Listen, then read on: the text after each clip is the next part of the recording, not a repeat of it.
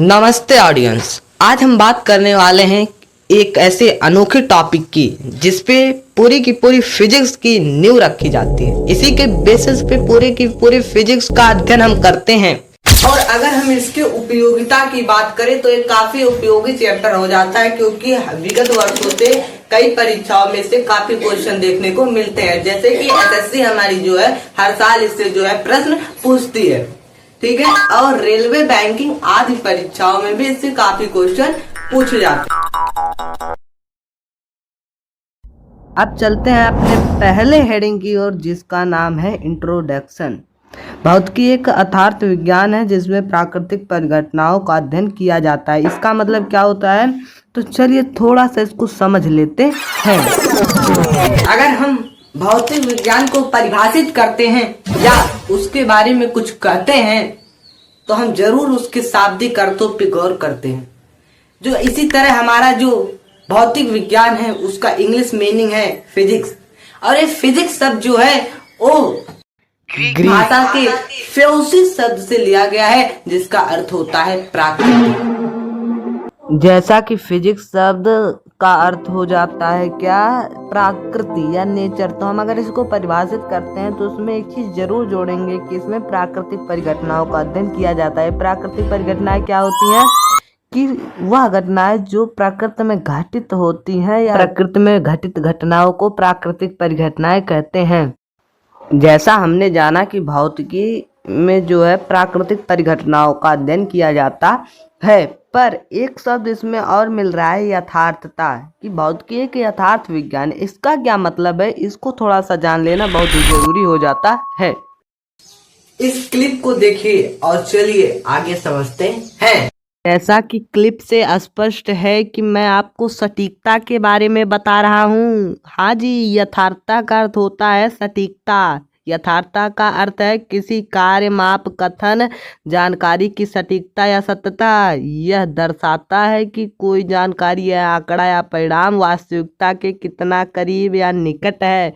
जब कोई कार्य त्रुटिहीन, सही और आपेक्षिक मानक के अनुसार होता है तो उसे यथार्थता या सटीकता कहा जाता है। अगर साधारण शब्दों में समझे तो यथार्थता किसी भी चीज की सटीकता है। जैसा कि वह तीर एकदम सटीक लगा इसलिए उसकी यथार्थता ज्यादा है। चलिए अब आगे बढ़ते हैं। जैसा कि विज्ञान में यथार्थता लाने के लिए आवश्यक है कि उसे गणित की भाषा में अर्थात संख्याओं के रूप में व्यक्त किया जाए। अब संख्याओं के रूप में या अंकों के रूप में या संख्यात्मक रूप में व्यक्त करने का क्या मतलब है, क्यों यथार्थ हो जाएगा अगर उसको हम संख्याओं के रूप में व्यक्त कर दे तो। क्योंकि अगर हम आपको एक उदाहरण दे कि 2 + 2 5 होते हैं तो आप कहेंगे कि मानचित्र सटक गया है। क्यों? क्योंकि 2 + 2 4 होगा, 5 होगा। क्योंकि गणितीय कथन जो होता है सत्य होता है, सार्वभौमिक होता है और यथार्थ होता है, एक्यूरेट होता है। अगर किसी भी हम कथन को गणितीय कथन में व्यक्त करते हैं तो 100% उसकी संभावना है कि वो एक्यूरेट होगा, क्योंकि गणितीय कथन क्या होते हैं, यथार्थ होते हैं। और अगर हम इसी विज्ञान को या अपने भौतिक विज्ञान को संख्याओं के रूप में व्यक्त करते हैं तो हमारा जो भौतिक विज्ञान है वह एक यथार्थ विज्ञान बन जाएगा, क्योंकि हम उसको गणितीय कथनों के रूप में व्यक्त कर रहे हैं। इसी विषय में हमारे लॉर्ड केल्विन, जिनके नाम प्रताप का मात्रक क्या पढ़ा है, केल्विन, उन्होंने कहा है यदि आप किसी भी वस्तु के संबंध में अपने ज्ञान को संख्याओं के रूप में नहीं व्यक्त कर सकते तो आपका वह ज्ञान तुच्छ है, अर्थात उसका कोई महत्व नहीं होता है। चलते हैं अपने दूसरे हेडिंग की ओर, जिसका नाम है मापन की आवश्यकता। तो चलिए इसको समझ लेते हैं। वस्तुओं के बीच में समान अथवा असमान गुणों के विषय में पर्याप्त तथा संतोषजनक सही जानकारी प्राप्त करने के लिए उनकी क्या होती है, मापन की हमें आवश्यकता होती है। जैसा कि दोस्तों इसको थोड़ा सा हम उदाहरण के तौर पे समझें कि हमारे पास 2 पेन है, एक मार्कर पेन, एक सिंपल पेन, ठीक है। दोनों में कहूं कि आप बताइए कि कौन बड़ा है, कौन छोटा है, कौन मोटा है, कौन पतला है, और कौन कहां से उभरा है। इन सभी चीजों की जानकारी आप तुरंत कहेंगे कि आप स्केल लाइए, फीता लाइए, पटरी लाइए, तो हम जरूर मापन कर देंगे। हम जरूर मेजर करेंगे कि कहां से उभरा है, यहाँ पे कैप उभरा है तो कितने सेंटीमीटर उभरा है। एक सुनिश्चित जानकारी आपको हम दे देंगे। खाली आप क्या करिए कि हमें स्केल और फीता दीजिए, और आप स्केल और फीता लेकर करेंगे क्या, आप उनका सिंपल तरीके से मापन कर देंगे और आपको क्या प्राप्त हो जाएगी, सारी उनके गुणों के बारे में, इन दोनों के विषय में तुलनात्मक जानकारी आपको प्राप्त हो जाएगी।